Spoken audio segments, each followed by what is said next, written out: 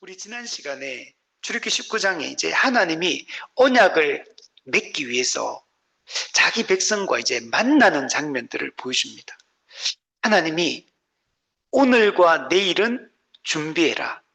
거룩하신 하나님을 만날 준비를 해라. 그리고 이제 셋째 날을 기다려라. 하나님이 직접 강림하시겠다. 그리고 이제까지 이렇게 하나님이 직접 이렇게 가시적으로 이렇게 강림하신 적은 이때까지 없었거든요. 근데 지금 언약을 맺기 위해서 하나님이 가시적으로 시내산 꼭대기에 임재하시겠다, 강림하시겠다라고 말하는. 그래서 우리 19장에 보면 여호와의 강림이라는 단어가 많이 등장해요. 하나님의 신적, 현현이라고 하는 신적, 현현, 직접 나타나시겠다는 것. 직접 하나님이 사람에게 강림하시겠다. 하늘에서 나셔서 자기 백성과 언약을 맺겠다. 이 이스라엘 백성들은 어떤 사람? 정말 늘 불평하고 원망하고 자기 소견대로 옳게 행하고 이런 사람들이잖아요. 근데 하나님이 이런 종류의 사람들을 선택하신 것. 그리고 자기 백성 삼아주신 겁니다. 이들이 뭔가 잘나서 행위가 있어서 공로가 있어서 이들을 선택한 게 아니에요. 근데 하나님이 일방적으로 사랑하셔서 선택하시고 이들에게 찾아오시고 이들에게 언약을 그냥 일방적으로 주시고 일방적으로 그 언약을 성취해 나가고 계시는 것들을 보게 됩니다. 정말 이게 은혜가 아니면 무엇이겠습니까?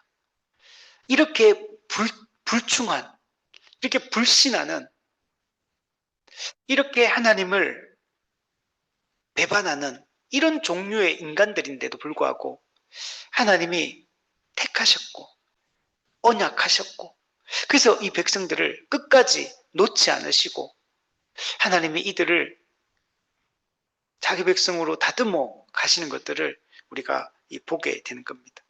그래서 셋째 날을 준비해서 셋째 날을 기다리게 해라. 그 준비하는 게 뭘 준비하느냐? 그들을 성결하게 해라. 성결하게, 거룩하게 해라. 이거는 마음을 성결하게 하는 거예요. 근데 마음의 성결은 곧 옷을 빠는 것, 외적 준비, 옷을 빨므로 마음을 빠는, 마음을 성결하게 준비해서 거룩하시고 의로우신 그 하나님을 만날 준비를 시키는 것들을 볼 수가 있습니다. 그래서 우리가 그런 이야기들을 우리 지난 시간에 우리 살펴보았고 오늘은 우리 16절부터 25절까지 실제로 셋째 날 아침이 이제 드디어 밝았습니다. 우리 지난주에 보았던 것은 오늘과 내일 이틀 동안 준비해야 될 그 일을 명하시는 내용들을 살펴보았고 이제 드디어 셋째 날 아침이 밝았고 셋째 날 이 아침 이제 하나님이 진짜 이제 실제로 강림하시는 것을 보게 되고 하나님이 강림하시고 난 이후에 이스라엘 백성 모세와 또 이스라엘 장로들과 이스라엘 백성들이 하나님 앞에 어떻게 해야 되는지 지금 이제 실제로 시내산 꼭대기에 하나님이 지금 강림하신 시점입니다.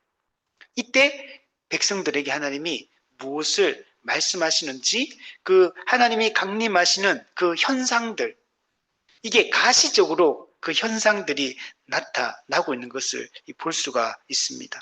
이것을 통해서 이 내용들이 전부 다 하나님이 어떤 분인가를 여러분 보여줍니다. 이스라엘 백성들과 언약을 맺으시는 그 하나님이 어떤 분이신가? 그게 이제 중요한 거예요. 하나님이 얼마나 위대하시고 얼마나 장엄하시고 위엄이 있으시고 영광스러우시며 그분이 절대 주권을 가지고 계신 분이시며 거룩하신 분이시며 심판하는 권세를 가진 공의로운 하나님이시며 또한 그분이 자비로운 우리의 아버지가 되심을 이 본문들을, 이 본문의 내용을 통해서 우리에게 알려주고 있는 겁니다. 그래서 우리 이 내용들을 오늘 쭉 한번 살펴볼게요. 우리 16절에 보면 셋째 날 아침에 우레와 번개와 빽빽한 구름이 산 위에 있고 나팔 소리가 매우 크게 들리니 진중에 있는 모든 백성이 다 떨더라. 우리 하나님이 셋째 날에 강림하실 거라고 11절 말씀에서 이미 예고했고 실제로 셋째 날 아침에 하나님이 강림하셨는데 어떻게 강림하셨냐면 가시적으로 강림하셨어요. 사람의 육안의 눈으로 하나님이 지금 강림하셨다는 것을 실제로 볼 수 있도록, 느낄 수 있도록, 우리의 오감을 통해 감각할 수 있도록 시각적으로, 청각적으로 실제로 이걸 다 보게 하시고 듣게 하시는 것을 볼 수 있습니다. 우레와 번개 가운데 강림하셨다. 우리 우레, 천둥, 그죠? 그리고 번개, 번쩍이는 거 있잖아요. 천둥과 이 번개 가운데 강림하셨다. 여러분, 우리가 이 장마철이 되면 번개 치고 막 천둥이 치면 어때요? 무섭다 이렇게 막 느끼잖아요. 이 자연의 힘이 막 대단하구나 막 이런 느낌이 들고 이 천둥과 번개 앞에서 우리 인간이란 존재는 정말 작은 존재구나 이런 느낌이 들어요. 우리는 정말 연약한 아주 나약한 존재에 불과하구나 이런 느낌을 우리가 갖잖아요. 하나님이 우레와 번개 가운데 이게 강림하셨다라는 것은 하나 어떤 분이냐, 피조물과는 전적으로 좀 구별되는 그런 분이에요. 하나님은 크시고 높고 위엄이 있으신 분이에요. 하나님은 초자연적인 분이시며 하나님이 얼마나 위대하신 분인가를 이 우레와 번개라는 이 이미지로 보여주고 여러분 있는 겁니다. 요한계시록에 가면 일곱 나팔, 일곱 대접 심판 시리즈가 3개가 등장하거든요. 근데 그 마지막 일곱째 날 다가 뭐냐면 번개와 우레와 천둥과 이런 얘기가 그게 보면 항상 나와. 여러분 마지막 일곱째 그 날은 어떤 날이냐면 최후 심판을 시행하시는 날이에요. 하나님이 이 세상의 모든 높아진 것들을 다 평가하시고 심판하신 날에 하나님이 번개와 천둥과 우레와 막 이런 걸로 다 묘사를 해요. 지진인가 이런 거. 이게 뭘 보시냐면 하나님은 우리가 아무리 대단하다 하더라도 피조물에 불과한 존재고 이 세상이 아무리 위대하고 크고 놀랍고 뭐 권세가 있는 것 같아도 창조주 하나님 앞에 아무것도 아님을, 하나님은 이 모든 만물을 만드신 분이고 하나님 통치하시는 분이고 심판하시는 그런 분이다 하는 것들을 보여주고 여러분 있는 겁니다. 피조물과 전적으로 완전히 구별되어 계신 분, 피조물을 초월해 계신 분, 그 하나님이 지금 이스라엘 백성과 언약을 맺으려고 하는 거예요. 두 번째는 빽빽한 구름 가운데 강림하셨다. 빽빽한 구름. 구름은 원래 여러분 신적 영광을 상징하거든요. 근데 구름이 빽빽하대요. 이 말은 하나님의 그 영광이 얼마나 크고 막 두려우며 하나님의 영광이 얼마나 놀라운지를 이런 보여주는 거예요. 구름이 만약에 작은 구름 하나가 그냥 둥실둥실 떠간다 이러면 우리가 별로 느낌이 안 오잖아요. 근데 구름이 빽빽하게 구름이 그 하나 있다는 거. 이거는 뭘 보여주냐? 하나님의 그 영광 앞에 인간은 접근할 수 없다. 접근할 수 없는 하나님의 그 영광과 신비를 보여주는 것이 빽빽한 구름 가운데 강림하신다라고 이렇게 표현을 하고 있는 겁니다. 여러분, 정말 이스라엘 백성들 보세요. 얼마나 정말 하찮은 존재들입니까? 얼마나 악하고 얼마나 연약하며 얼마나 부족한 이런 존재들입니까? 갈 때보다 더 정말 흔들려. 이런 인간들이 뭐라고? 근데 그 빽빽한 구름 가운데 그 영광스럽고 신비로운 그분이 그들에게 먼저 찾아오셔서 그들과 언약을 맺으시고 나는 너희 하나님이 되고 너희는 내 백성이 되게 하겠다라고 말씀하신다는 거예요. 하나님은 이런 인간들을 어떻게 정말 그죠? 이런 군상들을 자기 백성 삼고 이들과 교제하고 싶어 하시고 함께 하기를 원하고 계시다는 거예요. 또한 하나님은 나팔 소리 가운데 강림하셨다라고 말씀합니다. 나팔 소리. 나팔은 원래 그 로마 시대도 보면 나팔이 울릴 때는 왕이 출현할 때, 왕이 나타날 때 여러분 나팔을 여러분 불게 됩니다. 여러분 하나님이 나팔 소리 가운데 강림했다면 이분이 만왕의 왕으로서 만주의 주로서 공식적으로 지금 임재하고 계시다라는 것을 좀 보여주고 여러분 있는 겁니다. 하나님은 천지를 창조하신 창조주이시고 만왕의 왕이시고 만물의 주가 되셔서 모든 것을 통치하고 계신 그런 하나님이시다. 그 하나님이 우리와 함께하기를 원하시고 우리를 자기 백성 삼아 인격적 교제를 나누고 싶어 하신다는 거예요. 그래서 칼빈은 시내산의 이 두려운 현상들은 하나님의 위엄과 거룩성을 각인시키기 위함이다. 이렇게 얘기를 했습니다. 전능하고 지극히 거룩하신 그 하나님과 우리 인간은 여러분 넘을 수 없는 간극을 가지고 있는 존재예요. 근데 이 시내산의 이 두려운 현상들, 빽빽한 구름, 우레와 번개, 나팔소리 이런 것들은 도무지 이 타락한 이 인간들하고는 하나님을 찾지 않는 이런 인간들하고는 불평하고 원망하고 자기 소견에 오른 대로 자기 생각과 의지로 살아가려고 하는 이런 인간들과 이 전능하시고 영광스럽고 신비로우신 이 하나님과는 너무나 넓은 간극, 건널 수 없는 이 간극을 가지고 있는 분이시라는 걸 보여주는 거예요. 근데 그분이 우리와 언약을 맺으려고 한다. 찰스 핫지도 시내산의 이 극적인 현상은 앞으로 맺어지는 이 언약의 엄중함과 신성함을 우리에게 보여준다. 여러분 지금 이 모세 언약을 통해서 하나님과 이스라엘 백성이 언약을 맺는데 하나님 이 맺으려고 하는 이 언약이 얼마나 엄중한 것이고 얼마나 신성하며 얼마나 진지한 것인가를 우리에게 말씀해 주고 있다는 거예요. 여러분 하나님과 우리가 관계를 맺는 게 이게 얼마나 정말 심각하고 진지한 문제인지를 우리가 생각을 해야 돼요. 가볍게 접근할 수 있는 문제가 아니라는 겁니다.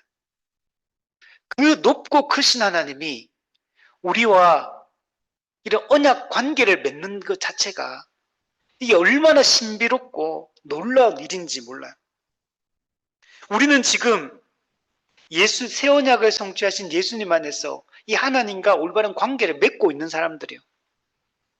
근데 오늘 우리가 얼마나 이걸 가볍게 우리가 여기는지 한번 생각해 보면 이게 이렇게 위험찬데 만약에 하나님이 우리도 지금 우리 803에 그죠? 빽빽한 구름과 우레와 번개와 그죠? 이렇게 우리한테 나팔 소리와 함께 그 하나님의 임재 앞에서 모두가 벌벌 떨고 있는 이런 걸 우리도 지금 경험했다면 우리가 지금 이렇게 살겠습니까? 이렇게 우리가 하나님을 소홀히 여기고 우리가 다른 것에 마음을 빼앗기고 우리가 이렇게 살겠습니까? 근데 우리는 너무 이제 진지하게 우리가 얻은 구원과 하나님이 예수님을 이 땅에 보내어서 하나님과의 관계를 회복하고 하나님과 죄인 사이를 화목케 하려고 그 중간에 막힌 담을 헐고 하나님 앞에 담대히 나아갈 수 있는 자가 되게 하기 위하여 그 아들 예수님을 이 땅에 보내시고 화목제물로 십자가에 못 박혀 죽게 하신 이 사건이 얼마나 위대한 것인가를 우리는 너무 쉽게 잊어버린다는 거예요. 하나님은 우리에게 엄청난 것을 주셨고 또한 그것을 주시려고 하시는데 우리는 지금 그것에 관심이 없고 하나님은 우리 그때 봤던 것처럼 그 해변가에 그 놀라운 것들을 우리 대리문답 때 했던 건데 하나님은 그 정말 아름답고 멋진 해변가에서 그 휴가를 즐기고 그 쉼을 누리고 안식을 누리라고 우리에게 하나님은 그 엄청난 그걸 우리에 제공해 주셨는데 우리는 집 앞에 흙탕물에 똥물에 가가지고 거기서 막 벌쩍벌쩍 뛰면서 온통 진흙투성이에 되고 흙탕물을 뒤집어 쓰고 오물을 뒤집어 쓰면서도 행복하다 이렇게 우리는 하고 있다는 거예요. 하나님은 멋진 그죠? 어디 해변이 좋은가요? 하와이의 와이키키 해변의 그 멋진 그 아름다움을 즐기라고 했는데 우리 집 앞에 똥물에서 막 흙탕물 튀기면서 행복하다, 행복하다, 즐겁다 이렇게 만족하고 있다는 거예요. 그리고 하나님은 우리에게 엄청난 것을 이미 주셨고 우리의 그것을 누리라고 말씀을 하고 있는 겁니다. 근데 여러분 하나님이 지금 시내산에 강림하셨는데 이게 사람이 요청했습니까? 이스라엘 백성들이 하나님을 막 찾았습니까? 하나님이 언약하신 대로 하나님이 먼저 찾아오신 겁니다. 주권적인 뜻 가운데 하나님이 먼저 찾아오셔서 그 언약을 맺으시는 것을 볼 수 있습니다. 신명기 7장 말씀에 보면 여호와께서 너희를 기뻐하시고 너희를 택하심은 너희가 다른 민족보다 수요가 많기 때문이 아니고 오히려 너희는 모든 민족 중에 가장 적으니라. 다만 왜 이스라엘 백성을 하나님이 이런 백성들을 택했느냐? 이스라엘 백성을 택한 그 모습보다 아브라함을 불러서 이스라엘 백성들을 형성하게 되잖아요.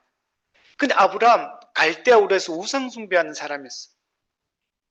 돌아와가지고 막 이렇게 하나님의 약속을 믿지 못해가 또 중간에 또 그저 하가를 취하기도 하고 종 엘리에셀을 자기 후손으로 삼기도 하고 또 하나님이 명년이 때 내 아들을 주겠다 하니 그거 못 믿고 막 이런 사람이에요. 이삭, 야곱 다 그런 사람들이에요. 모세 그런 사람들인데 그리고 출애굽 이후에 그 보세 이스라엘 백성들 하는 그죠 짓거리들 그죠 얼마나 하나님을 불신하며 그 하나님의 놀라운 능력을 경험하고서도 얼마나 하나님을 신뢰하지 못하는지 조그만 것만 생겨도 막 불평하고 원망하고 막 죽느니 사느니 그러면서 막 그렇게 따지고 그리고 막 나중에는 모세의 권위에 막 대적하고 하나님의 그 신실하심을 신뢰하지 못하고 정말 일희일비하잖아요. 일 하나마다 일희일비하는 사람이 이스라엘 백성들이잖아요. 근데 하나님이 먼저 찾아오셔서 그들에게 언약을 맺으시는 겁니다. 이것은 여러분 신약시대 예수 그리스도를 이 땅에 보내주신 것을 통해서도 우리가 알 수 있어요. 우리가 하나님을 사랑하고 우리가 하나님을 찾고 했던 게 아닙니다. 우리가 사랑함은 그가 먼저 우리를 사랑하셨습니다. 여러분 우리는 어떤 사람이냐 1만 달란트 빚진 자예요. 죄의 그 채무가 너무 큰 겁니다. 하나님을 대적했던 그 죄의 채무가 너무 큰 그런 존재예요. 근데 하나님이 불쌍히 여기사 그 모든 죄의 빚을 탕감해 주신 겁니다. 이런 사랑과 은혜를 우리는 받은 겁니다. 그 하나님이 우리에게 지금 언약을 맺고 자기 백성 삼고 자신의 모든 것을 우리에게 주시려고 지금 하시는 겁니다. 그래서 이스라엘 백성들은 진중에 있던 이스라엘 모든 백성들이 하나님의 이 강림, 하나님의 이 신적 현현 앞에서 다 떨었다 그래, 떨었다. 왜 떱니까? 이 거룩하신 하나님을 앞에 서 있는 이 더러운 존재, 이 죄인, 본능적으로 죄인이 거룩하신 분 앞에 느낄 수밖에 없는 이 두려움, 공포심, 그리고 그 경외심 때문에 백성들이 벌벌 떱니다. 인간은 전적으로 타락했고 스스로의 힘으로는 죄 문제를 해결함에 있어서 무력하기 때문에 죄인은 거룩하신 하나님 앞에 여러분 두려움을, 이 공포심을 느낄 수밖에 없는 겁니다. 그래서 이스라엘 백성들이 나중에 보면 하나님이 직접 우리에게 말씀하지 말게 하소서. 당신이 하나님의 말씀을 받아서 우리에게 전해 주십시오. 이렇게 이스라엘 백성들이 부탁하는 것을 볼 수 있어요. 그들은 처음에는 하나님을 막 보고 싶다 그랬거든요. 근데 직접 하나님이 현현하시니까 그 하나님의 거룩하심 앞에, 그 위엄 앞에 도저히 설 수조차 없는 거예요. 그 하나님의 그 영광 앞에 도무지 견딜 수 없는 자신의 그 죄악됨과 그 부족함을 여러분 느끼게 여러분 되는 겁니다. 그래서 직접 하나님 사실은 자신의 본체를 보여주신 게 아니에요. 하나님이 나타나실 때의 현상을 보여준 거예요, 그냥. 직접 하나님 보여준 게 아니잖아요. 자신의 본질을. 그냥 하나님이 강림하실 때의 현상만으로도 여러분 거룩하지 않은 자는 거룩하심 앞에, 거룩하신 하나님 앞에 서면 이 엄청난 두려움을 느끼는 거예요. 그 심판하시는 하나님의 그 영광 앞에 설 때 견딜 수가 없는 겁니다. 이사야가 하나님 앞에 섰을 때 화로다 나여 망하게 되었도다. 하나님은 지금 이사야를 자기 일꾼으로 삼으려고 소명하는 장면이거든요. 자기 선지자로 이제 세우려고 찾아오셨는데 그 하나님의 그 임재 앞에 화로다, 화를 당하게 되었다, 망하게 되었다 이렇게 표현하고 있어요. 이게 여러분 하나님의 거룩하심을 아는 자들이 느끼는 이 감정인 겁니다. 우리의 하나님, 우리가 너무나 쉽게 매일 하나님 아버지 부르는 그 하나님이 얼마나 높고 크고 위대하신 분인가를 우리가 생각을 해야 됩니다. 17절. 그래서 모세가 하나님을 맞으려고 백성을 거느리고 진에서 나옵니다. 하나님이 강림하시니까 백성들을 이제 언약을 맺어야 되잖아요. 그래서 백성들을 거느리고 이때까지는 진에만 있었어요. 진에 있었는데도 두려워 떨었던 겁니다. 텐트 안에 있었거든요. 근데 벌벌 떨었어요. 근데 이제는 그 시내산의 산 기슭으로 이제 올라옵니다. 진에서 나와서. 여러분, 자, 이게 중요한 게 뭐냐면, 모세가 하나님을 맞으려고 이제 언약을 맺으려면 언약 당사자들이 그 언약 맺는 계약자하고 이제 같이 있어야 되잖아요. 그죠? 우리 뭐 화상으로 계약 맺 이렇게 할 수는 없잖아. 직접 와가지고 하나님을 대면해서 만나야 되는 거. 그래서 오는데 모세가 백성을 거느리고 진에서 나왔다. 모세가 거느리고 나오는 거.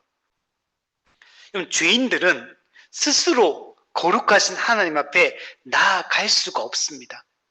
백성들이 만약에 모세가 이거 데리고 와서 거느리고 데리고 가지 않았다면 백성들 어디 있었겠습니까? 진 안에 계속 머물러 있을 거야. 하나님을 만날 수 없어요. 두려워가지고 벌벌 떨면서 그분의 거룩하심 앞에 진 안에서 벌벌 떨면서 그냥 숨어 있었을 거야. 여러분 죄인이 거룩하신 하나님 앞에 나가려면 반드시 중보자가 필요한 겁니다. 하나님과 이스라엘 백성 사이에, 죄인 사이에 중보자 모세가, 이 모세의 중보 사역이 필수적이라는 사실을 보여줍니다.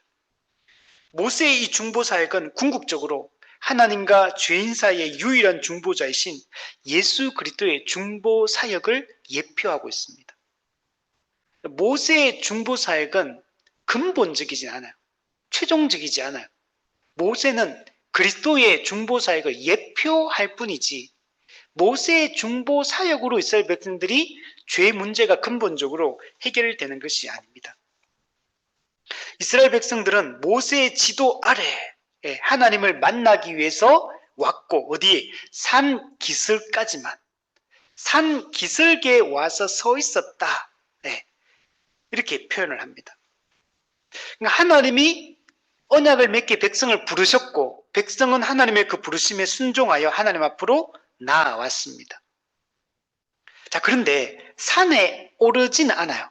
지금 하나님은 시내산 꼭대기에 강림하셨거든요. 근데 하나님을 만나려면 시내산 꼭대기로 올라가야 되잖아요. 근데 산에 오르지 않고 산 기슭에 서 있었다. 이렇게. 우리 앞에서 지난주에 살펴봤던 것처럼 하나님께서 경계를 정하셨습니다. 산 기슭까지. 일종의 바리케이트를 탁 쳐서 여기는 출입 금지, 이렇게 하나님이 금지 명령을 내려놨어요. 하나님이 정하신 경계를 침범하지 말라고 명령하셨습니다. 만약에 이 정하신 경계를 침범하게 되면 여러분, 하나님이 치실 것이다. 심판하실 것이다. 거룩하지 않은 존재가 거룩에 접근하게 되면 하나님은 심판하시는 겁니다. 그래서 죽게 되는 겁니다. 여러분, 이 경계, 여러분, 우리는 하나님과 우리 죄인 사이에는 경계가 있어요. 경계가. 이 거룩함과 속됨을 구분하는, 이 거룩하신 하나님과 이 죄인 사이를 가로막고 있는 이 경계가 있어요. 이걸 거룩하지 않은 상태에서 이 경계를 침범하면 심판을 받아 지옥에 가게 됩니다. 여러분, 절대적 거룩함을 가지고 계신 하나님과 또 깊은 이 죄성을 가지고 있는 이 인간 사이에 아주 깊고 넓은 이 간극을 이 경계가 보여주고 있는 겁니다. 이스라엘 백성들은 이 산기슭에 머무르면서 하나님의 그 거룩을 인정할 수밖에 없고 자신들의 이 죄성과 무가치함을 인정할 수밖에 없어요.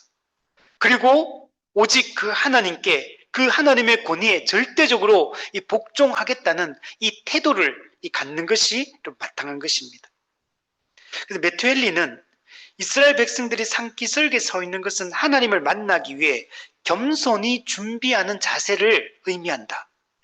겸손히 하나님의 거룩하심을 인정하고 우리의 무가치함과 우리의 죄성을 인정하고 그 하나님께 철저히 복종하겠다는 이 겸손한 태도가 그 산기슭에 서서 하나님을 기다리는 것, 하나님의 처분을 기다리는 것, 이것이 백성들이 가져야 될 태도예요. 우리는 우리의 어떤 것으로 하나님께 나아가서는 안 됩니다. 우리 18, 19절에 보면 시내산에 연기가 자욱하니 여호와께서 불 가운데 거기 강림하셨다. 여러분, 이스라엘 백성들이 산기슭에 서 있을 때 시내산 위에는 연기가 자욱했다. 18절에 보면 연기는 옹기가마같이 떠올랐다. 옹기가마에 연기가 막 피어오르듯이 시내산 꼭대기 강림하신 거기서 연기가 자욱하게 떠오르고 있었다. 왜냐하면 하나님께서 불 가운데 강림하셨기 때문이다. 불 가운데, 불이 주는 이미지가 중요합니다. 지금 이 불 가운데 임재하셨고 연기가 자욱하고 이런 것들이 전부 다 하나님이 얼마나 장엄하게 현현하셨는지 가시적으로 좀 보여주고 있는 겁니다. 우리 이렇게 영화 같은 데도 보면 연기가 쫙 깔리면 산신령이 쫙 나타나고 이런 거 있잖아요. 그죠? 뭔가 좀 위대한 분이 나타날 때 쫙 연기 깔리면서 이렇게 쫙 이렇게 나타나잖아요. 스포트라이트를 쫙 받으면서 이렇게 멋있게. 지금 하나님이 그렇게 나타나신 겁니다. 그럼 성경에서 불이 주는 이미지. 불은 어떤 거냐면 태워서 찌꺼기를 태워버리고 정결하게 하고 연단시키는 걸 우리 설명할 때 항상 불 이미지를 사용하잖아요. 이 하나님이 불 가운데 강림하셨다는 것은 이 정결케 하시는 하나님의 이 거룩과 하나님의 진노, 하나님의 심판, 이것을 여러분 보여주고 있는 겁니다. 하나님 어떤 분이냐? 크고 높고 위대하시고 장엄하신 위엄이 높으신 그런 분인데 이분은 여러분 심판의 권세를 가진 분이에요. 죄에 대해서 진노하시는 분이에요. 이분은 모든 이 더러운 것들을 불태우고 정결케 하는 그런 분이시라는 것을 보여주고 있습니다. 죄인이 거룩하신 하나님 앞에 나아가려면 하나님이 요구하시는 거룩의 수준을 좀 채워야 되는 거예요. 하나님이 요구하시는 거룩의 수준은 내가 거룩하니 너희도 거룩하라 말씀을 하시는 겁니다. 그리고 만약 이 거룩의 명령을, 거룩의 요구를 어기게 되면 하나님의 진노와 심판을 받게 되는 것입니다. 하나님은 지극히 높은 극도의 그 거룩함을 요구하십니다. 적당한 거룩함이 아니에요. 하나님 앞에 설 수 있는 내가 거룩하니 너희도 거룩하라. 하나님 자신의 그 거룩함의 요구를 온전히 정결함을 우리에게 요구를 하고 있는 겁니다. 그래서 이스라엘 백성들이 산기슭에 섰을 때 또한 온 산이 크게 진동했다. 산이 진동 막 크게 흔들려요. 그죠? 여러분 우리 지진 겪어봤잖아요. 지진의 무서움을 아십니까? 아직 지진의 트라우마가 있습니까? 이제 없나요?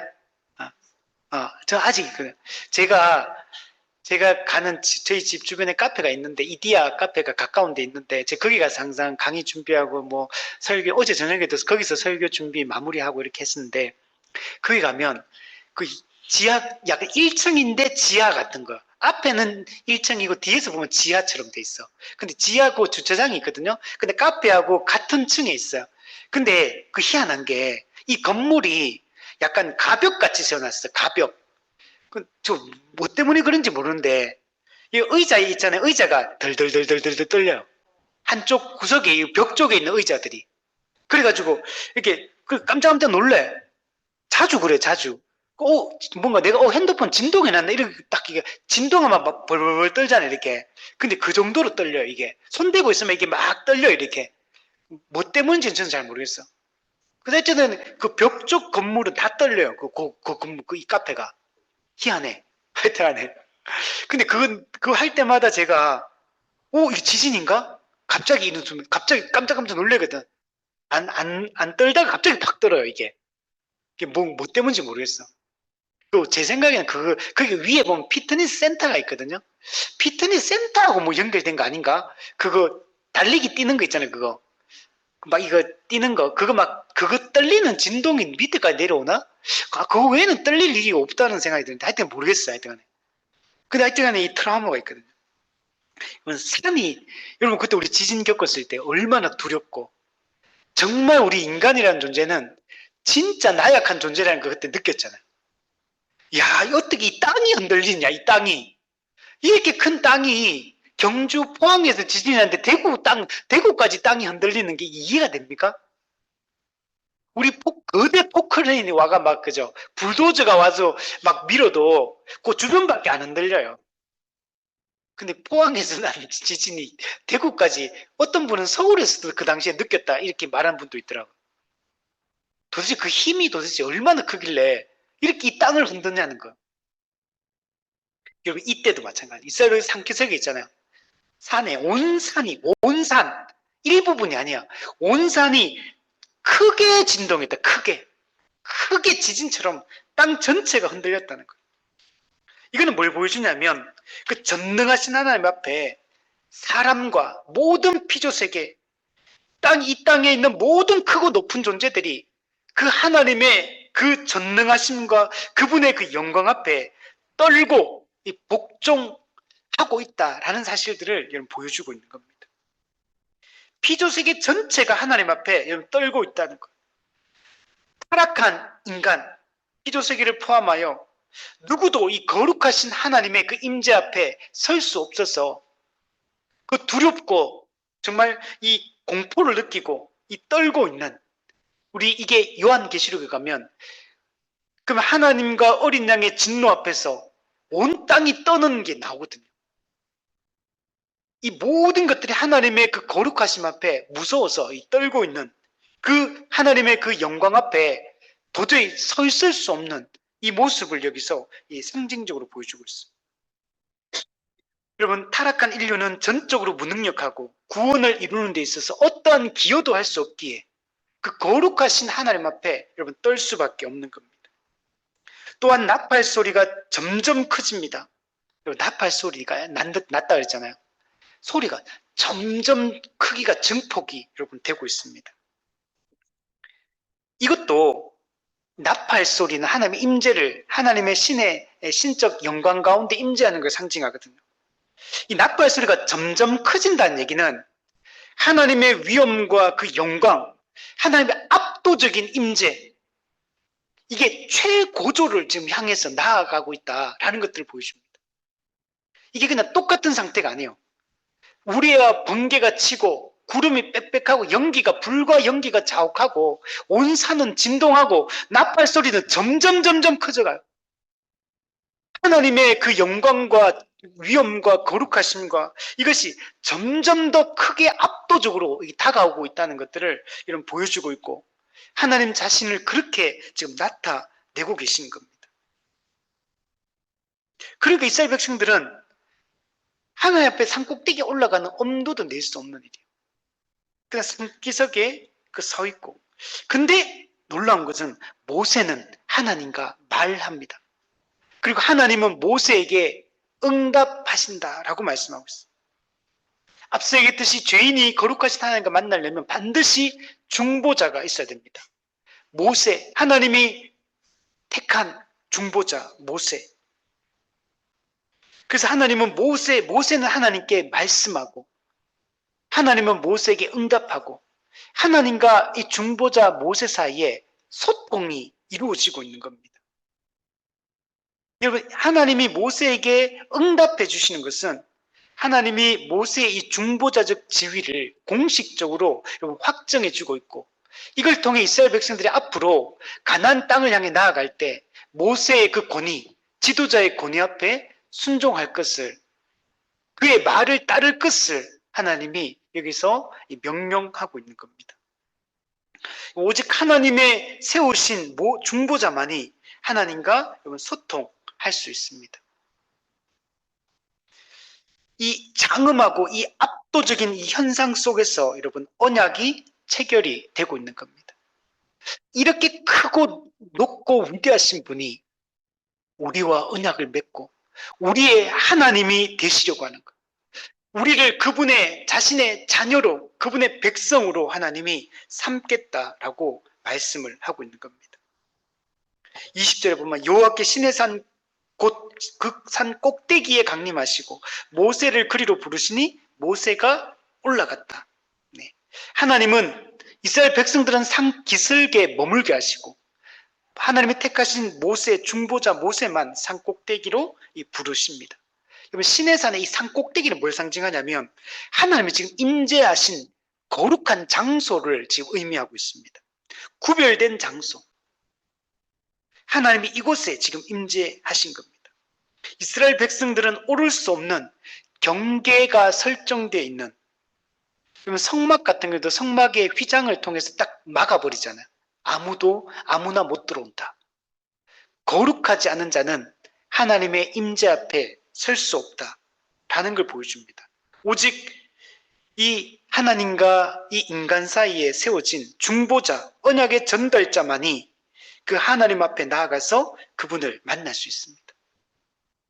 궁극적으로 이분은 누구시냐? 참된 중보자, 사람이신 그리스도. 이분만이 하늘 성전의 지성소로 들어가서 우리를 하나님과 만나게 해주시는 유일한 중보자이십니다. 21절에 하나님이 모세에게 내려가서 백성을 경고하라고 합니다. 경고를 하래요. 경고. 혹시 백성이 밀고 들어와 나 여호와께로 와서 보려고 하다가 많이 죽을까노라. 이 지금 백성들은 벌벌 떨고 있잖아요. 불효가 벌벌 떨고 있는데, 근데 하나님 뭐라고 말하냐면, 근데도 불구하고 백성들이 밀고 들어와 하나님을 보고 싶어가 하나님을 보려고 그 경계선을 넘어서 밀고 들어올 걸 염려하시면서 백성들에게 경고해라 라고 말씀하는 거. 만약 밀고 들어오면 하나님이 치시겠다, 죽이겠다 라고 하나님 말씀하고 있습니다. 경고하고 있습니다. 경고. 하나님의 이 거룩을 침범하는 행위에 대해서 하나님이 엄중하게 금지하고 있고, 그리고 심판을 경고하고 있습니다. 하나님의 절대적 거룩성을 범하려는 죄인의 이 무모한 시도에 대해서 하나님이 엄중하게 경고하고 있습니다. 이거는 극복이 불가능한 간극이거든요. 근데 죄인이 무모하게 이 어떤 호기심, 이런 어떤 지적 호기심 또는 뭐 잘못된 왜곡된 호기심을 가지고 하나님을 보고 싶어서 침범하려고 할 거라는 거. 이게 죄인의 어리석음이. 그렇게 무서워서 벌벌 떨면서도 또 하나님의 명령을 어기고 밀고 들어오는 사람. 선악과 금지 명령도 보세요. 그렇게 하나님이 먹으면 반드시 죽을 거라고 말했는데도 불구하고 마귀가 유혹하니까 네가 하나님처럼 될 것이다. 네가 선악을 아는 일이 우리 중 하나처럼 될 것이다. 라고 하는 이 미혹을 받을 때 우리 생각에는 이렇게 어리석은 짓을 인간이 왜 하느냐 싶잖아요. 근데 하잖아요. 이스라엘 백성들도 지금 하나님의 그 놀라운 현은 앞에 이렇게 두려움을 느끼면서도, 그런데 또 하나님을 또 밀고 들어오려고 하는 이 어리석은, 이게 인간의 어리석음입니다. 스스로의 힘으로 거룩하신 하나님께 접근하려고 하는 것. 하나님을 지금 거룩하지 않은 존재가 자기 힘으로, 자기 공로로, 자기 의지로 하나님을 보려고 하는, 하나님을 만나려고 하는 이 시도를, 그 죽음이라는 치명적인 결과를 초래할 수밖에 없는 이 일을 한다는 것. 이거는 그래서 칼빈이 뭐라고 했냐면 하나님의 거룩하심을 얕잡아 보는 행위다, 이렇게 말했어요. 하나님의 거룩하심을 얕잡아 본다는 거. 이거 그렇지 않습니까? 우리 인간도 똑같아요. 지금 우리도 똑같아. 우리가 지금 하나님 앞에 죄 지으면 하나님 기뻐하지 않는다는 것도 알고, 그러면서도 우리는 너무나 쉽게 죄를 지어. 하나님이 말씀이 중요하고 기도가 중요하고 예배가 중요하고 우리가 하나님과의 관계가 중요하다는 거 알아. 그런데 안 해. 하나님을 머리로는 안다고 하면서도 행동으로는 하나님을 예배하지 않아요. 하나님의 말씀을 소홀히 여깁니다. 하나님을 의지하지 않아요. 내 힘으로, 내 공로로 살아가려고 해요. 그래서 맨날 내 힘으로 막 발부둥치고 막 아둥바둥거리고 막 뭔가를 이루어 보려고, 뭔가 변화시켜 보려고, 뭔가를 성취해 보려고 우린 끊임없이 그렇게 하는, 이 모든 것들이 하나님의 거룩하심과 하나님의 전능하심과 하나님의 함께하심을 얕잡아 보는 위험한 행위다라고 말씀을 하고 있는 겁니다. 그럼 거룩하신 하나님께 나아가는 길은 오직 모세를 통해서만, 중보자를 통해서만, 하나님이 정한 방법에 의해서만 하나님께 나아갈 수 있습니다. 죄인이 거룩하신 하나님 앞에 나아가서 그분과 교제하는 유일한 방법은 예수 그리스도와 그분의 십자가뿐임을 우리가 잊지 말아야 됩니다. 22절에 하나님은 제사장들에게도 그 몸을 성결하게 하라고 말씀합니다. 만약 그렇지 않으면 나 여호와가 그들을 칠까 하노라. 그럼 계속 오늘 보면 반복적으로 나오죠. 경계를 넘어서도 하나님 칠 것이고, 옷을 빨지 않고 성결하게 하지 않은 백성들이 하지 않은 칠 것이고, 제사장들도 특별히 여기서 얘기해요. 몸을 성결히 해라. 그렇지 않으면 칠 것이다. 또 여인을 가까이 하지 말라. 그때 또 백성들에게도 말했었죠. 여러분, 왜 특별히 제사장들에게 이 얘기를 합니다?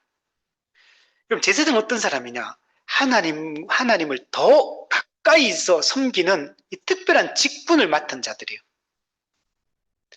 여러분, 하나님 구별된 직분자들, 하나님을 더 가까이서 섬기는 자들이기 때문에 여러분 더 높은 수준의 성결이 요구되고 있는 겁니다. 그래서 특별히 제사장들, 이들은 백성의 지도자들이에요. 하나님을 직접적으로 가까이서 섬기는 더 높은 수준의 성결이 요구되는 사람들입니다. 그래서 칼빈이 그렇게 얘기해요. 제사장들이 백성보다 하나님께 더 가까이 있다는 사실은 그들에게 더 큰 위험을 수반하며 더욱 철저한 정결함을 요구한다. 더 가까이 있는 자들은 더 위험한 그 위치라는 거. 만약 이걸 어길 때는 더 큰 심판이 따른다는 얘기를 하는 것이고 더욱 철저한 정결함이 요구된다는 것을 이야기를 하고 있는 겁니다. 여러분, 거룩하신 하나님은 죄를 용납하지 않으십니다. 하나님의 거룩의 요구를 거부하는 자들은 공의롭게 심판하십니다. 여러분, 하나님을 우리는 정기적으로 예배해야 됩니다. 우리가 하나님을 예배하는 이 일을 소홀히 여길 때 하나님은 기뻐하지 않으십니다. 하나님의 말씀과 기도에 소홀할 때 하나님은 기뻐하지 않으십니다. 하나님의 거룩의 요구에 우리가 소홀할 때 하나님은 기뻐하지 않으십니다. 여러분, 구약의 이 인간 제사장들은 비록 불가능한 불완전한 그런 중보자였습니다. 그래서 하나님은 완전한 중보자이신 예수 그리스도를 예비하시고 그분을 우리에게 보내주셔서 그분을 우리의 영원한 대제사장으로 삼아서 하나님 우리를 세워가신다는 것을 볼 수가 있습니다. 그럼에도 불구하고 이 구약시대에도 이런 제사장들, 선지자들, 특별히 구분해서 기름 부어서 세운 이런 직분자들, 이들의 그 역할들이 너무 중요하고 그들은 더 큰 권위를 받았고 더 큰 사명을 부여받았기 때문에 그들에게는 더욱 정결함이 요구되고 있다는 사실을 우리가 잊지 말아야 됩니다. 또한 오늘 우리도 마찬가지예요. 먼저 믿은 자에게 하나님은 우리에게 또 요구하시는 사명이 있는 겁니다. 먼저 은혜를 받은 자들, 이스라엘 백성들도 이방인들보다 특권을 받았다. 특권을. 그들에게 책임이 있는 것. 우리가 먼저 은혜를 받은 자로서의 그 책임을 우리가 있다는 사실을 알고 우리가 이 사명을 잘 감당할 수 있으면 좋겠습니다. 우리 23절에 보면 모세가 여호와께 조금 전에 하나님이 백성이 백성들이 하나님의 명령을 잘 이행했고 산기슭에까지만 왔잖아요. 그리고 올라오지 마라, 침범하지 말라. 그래서 백성이 침범하지 않았다라는 얘기를 했거든요. 근데 다시 한번 23절에 보세요. 주께서 명령하여 이르기를 산주위에 경계를 세워 산을 거룩하게 하셨사온즉 백성이 시내산에 오르지 못하리이다. 백성은 이미 하나님의 경계를 설정했고 그 하나님의 명령에 순종해서 이것을 이행해서 지금 산기슭까지밖에 안 왔잖아요.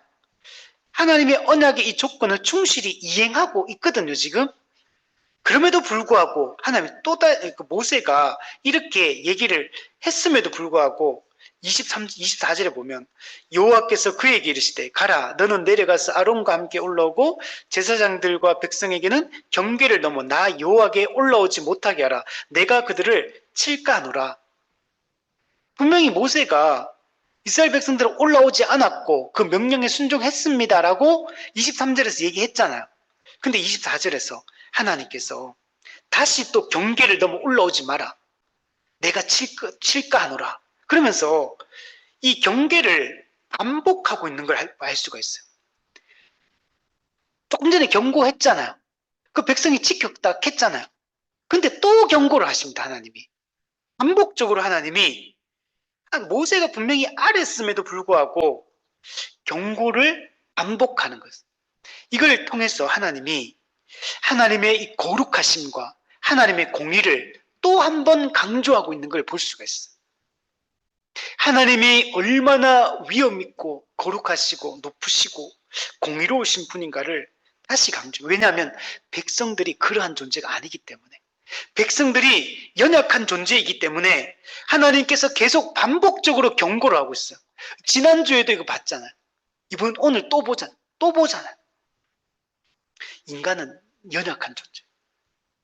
그래서 계속 이 하나님의 말씀으로 이 경계를 받아야 돼. 경고를 받아야 돼. 그렇지 않으면 너무나 쉽게 우리는 하나님의 명령의 말씀을 어겨요. 너무 가볍게 여겨. 너무 그냥 사소한 일들로 그냥 대충 넘겨버려요. 인간의 이 완고함과 이 망각의 위험성 때문에 하나님이 이것을 경고를 반복을 하고 있는 겁니다. 하나님의 경고를 무시하고 경계를 넘어 하나님의 영역을 침범할 때 하나님은 심판하겠다고 경고하심으로, 근데 경고하는 목적은 뭐예요? 그렇게 하지 않도록 하려고 하는 거죠. 이 이스라엘 백성들을 하나님은 생명을 보호하기 위해서 이들이 멸망하는 것을 원치 않으시기 때문에 이렇게 하고 있는 겁니다. 이들이 불경건한 호기심 때문에 이들이 침범함으로 그 생명을 잃지 않도록 하기 위해서, 그 생명을 보존하기 위해서 하나님이 이 경고를 하고 있는 것을 볼 수가 있습니다. 25절에 보면, 그래서 이제 모세가 백성에게 내려가서 그들에게 알리니라. 하나님의 이 경고의 말씀을, 하나님과 언약을 맺으려면 백성들이 거룩해야 되고, 하나님이 말씀하시는 이 거룩의 명령을 순종하고 지킬 때 이들이 하나님 앞에 나와서 그 언약을 맺을 수 있기 때문에 그들이 정말 준비된 자가 되어서 하나님과 언약을 맺을 수 있도록 그렇게 알리는 것을 여러분 볼 수가 있습니다. 모세는 이 중보자의 역할을 너무 잘 감당하고 있다는 사실들을 여러분 볼 수가 있습니다. 모세는 하나님의 모든 명령에 대해서 지체 없이 이렇게 순종하고 행동하고 있는 것을 여러분 볼 수가 있습니다. 하나님께 받은 이 경고와 언약의 그 내용들을 백성들에게 가감없이 전달하고 그들을 준비시키고 있는 것을 볼 수가 있습니다. 산에 오르는 자는 하나님의 심판을 받아 처참하게 죽을 것이라는 최종적으로 그리고 확실하게 다시 한번 이 경고를 함으로 언약 체계를 위한 이 사전 준비를 하고 있는 것을 여러분 볼 수가 있습니다. 이것을 통해 이스라엘 백성들은 하나님의 이 거룩의 기준을 인식하게 됩니다. 하나님의 이 거룩과 하나님의 공의, 이것을 깊이 있게 깨닫게 되고, 그래서 언약을 맺을 준비가 되어서 하나님과 실제로 이 언약을 맺는 것들을 볼 수가 있습니다. 자, 결론을 내리면 하나님은 자기 백성을 택하시고 언약을 맺으시고 자기 백성을 구원해서 하나님 나라에 들어가서 그 안식을 누리게 하시기를 원하고 있는 겁니다. 하나님은 내가 너희 하나님이 되고 너희는 내 백성이 되게 하겠다는 이 언약 공식을 성취하기 위해서 이 모든 일들을 행하시고 있는 것을 여러분 볼 수가 있습니다. 하나님이 이 모든 언약을 실제로 성취하셔서 우리는 지금 이 자리에 서 있는 겁니다. 하나님은 언약하신 대로 예수 그리스도를 통해서 이 은혜의 언약을 성취하심으로 우리가 이제는 새 언약 백성이라는 이 신분을 얻고 우리가 지금 살게 되었습니다. 우리는 예수 그리스도께서 우리를 대신해서 거룩의 요구를 만족시키셨고, 우리는 그 예수님을 믿음으로 그리스도께서 성취하신 그리스도의 의를 전가받아서 우리는 이제 하나님 앞에 담대히 나아갈 수 있는, 우리가 지성소에 들어가 하나님을 만날 수 있는 이런 존재가 여러분 되게 된 것입니다. 그러나 우리는 아직 이 땅을 살고 있습니다. 이미와 아직 속에서 지금 오늘도 하나님 우리에게 거룩을 요구하고 있습니다. 예수님께서 내가 온전한 것 같이 너희도 온전하라, 예수님께서 말씀했어요. 내가 거룩하니 너희도 거룩하라는 구약의 하나님의 그 말씀을 예수 그리스도께서 그대로 받아서 우리 신약 성도들에게도 내가 온전한 것처럼 너희도 온전하라, 내가 거룩한 것처럼 너희도 거룩하라, 이렇게 말씀을 하고 있습니다. 하나님의 뜻은 너희의 거룩함이다, 이렇게 말씀하고 있습니다. 우리가 정말 존재론적으로 거룩한 자임을 우리가 확신하고 이제 실제적으로 성화되어져 가야 됩니다. 성숙해져 가야 돼요. 자라야 됩니다. 우리가 이제는 성숙한 태도, 성숙한 생각과 성숙한 태도를 가져야 돼요. 사람들의 이 근심거리가 됐으면 안 됩니다. 늘 불안불안하고 염려가 되는 사람, 스스로의 신앙을 스스로 지킬 수 없는 사람이 아니라 이제는 다른 사람의 영혼을 지키고 다른 사람을 돕고 섬기는 자, 다른 영혼을 주께로 인도하는 자, 우리 이런 성숙한 자로 우리는 이제 세워져 가야 되고, 우리의 삶이 다른 누군가에게 정말 위로가 되고 그들로 하여금 정말 믿음의 본이 되고 믿음으로 살겠다고 각오하게 하고 결단하게 만드는 이런 성숙한 이 성도가 되는 것이 중요합니다.